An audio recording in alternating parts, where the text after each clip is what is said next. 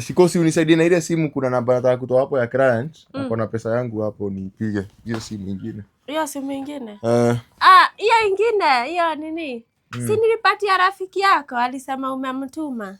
Rafiki mgani? Ule alikuwa anasema ni morio wako.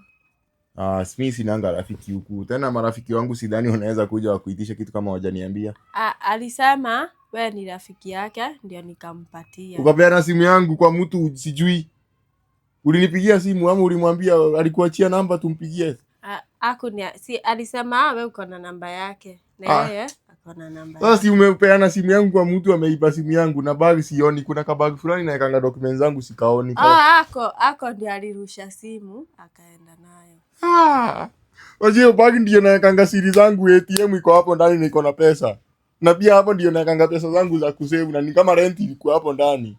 Si umpigie, si ni rafiki yako. Nampigia anye na sina namba. Sasa unajua hata ATM pin yake ni 04, so juu niko nimeweka rahisi ni uweze kukram. Sasa hiyo ni nini unanipeleka hasara?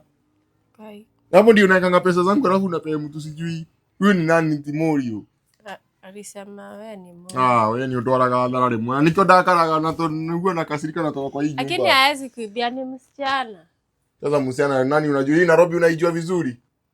Hii Nairobi unaijua ama umekuja jana? Alikuwa anakaa aje? Alikuwa mrefu na akona meno ya gold. Imeenda. Sasa imeenda aje?